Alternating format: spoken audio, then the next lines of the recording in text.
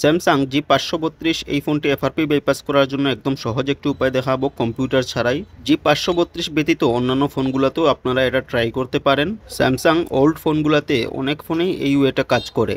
তো প্রথমে আমি স্টার্টে ক্লিক করব। তো আমাদের নিয়ে যাবে ওয়াইফাই স্ক্রিনে। এখানে আমাদের একটি ওয়াইফাই কানেক্ট করে নিতে হবে। আপনাদের যদি ওয়াইফাই না থাকে অন্য ফোনের হটস্পটের সাথেও কানেক্ট করে নিতে পারেন।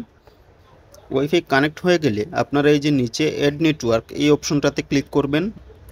এখানে আপনারা যে কোনো কিছু টাইপ করবেন, তারপর ওই টাইপকৃত লেখাটির উপরে আঙ্গুল দিয়ে প্রেস করে রেখে অ্যাসিস্ট এই অপশনটিতে ক্লিক করবেন।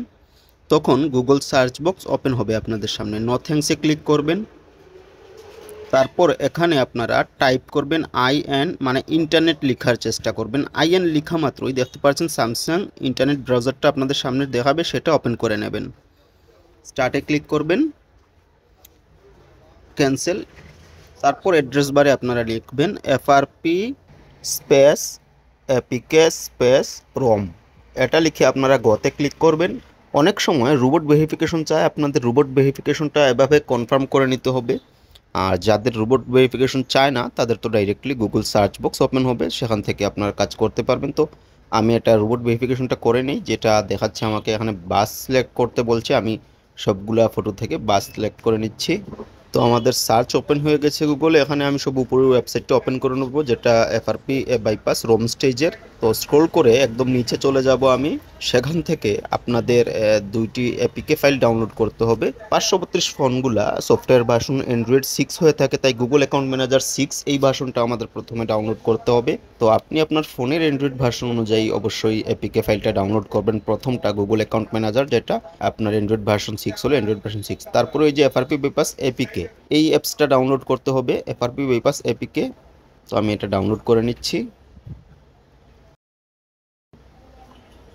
তো দুটি অ্যাপকেই আমি ডাউনলোড করে নিয়েছি। এখন বুকমার্কস এই অপশনটাতে ক্লিক করব, তারপরে যে হিস্ট্রিতে ক্লিক করব। এখন ডাউনলোড হিস্ট্রিতে ক্লিক করব। তো দেখতে পাচ্ছেন আমাদের ডাউনলোড ম্যানেজার ওপেন হয়ে গেছে। এখানে প্রথমে গুগল অ্যাকাউন্ট ম্যানেজার এই অ্যাপসটা আমি ডাউনলোড করে ইনস্টল করে নেব। তো গুগল অ্যাকাউন্ট ম্যানেজার অ্যাপিকেটা আমি ইনস্টল করে নিলাম। ডানে ক্লিক করব। তারপর এখন আমি এফআরপি বাইপাস এপিকে ওই অ্যাপসটা ইনস্টল করব। তো আননোন সোর্সে টিক চিহ্ন দিয়ে নিলাম, তারপর ইনস্টলে ক্লিক করলাম। এখন এটা ওপেন করব। উপরে 3 ডটে ক্লিক করব, ডান পাশ থেকে উপরের 3 ডট এখানে ক্লিক করব, ব্রাউজ সাইনিং এখানে ক্লিক করব, ওকেতে ক্লিক করব। তো এখানে এখন আপনাদের যে কোনো আপনার জানা মতে যে কোনো একটা জিমেল অ্যাড্রেস লগ ইন করে নিলেই হয়ে যাবে। আমি এই ধরনের কাজের জন্য আমি অতিরিক্ত একটা জিমেল অ্যাড্রেস খুলেই রেখেছি এই এফআরপি বাইপাস করার কাজগুলোর জন্য। ওই জিমেলটা আমি ব্যবহার করে থাকি। তো আপনারা আপনাদের মন অনুযায়ী যে কোনো একটা জিমেল এখানে টাইপ করে লগ ইন করে নেবেন। যে কোনো জিমেল এখন লগ ইন হবে এখানে।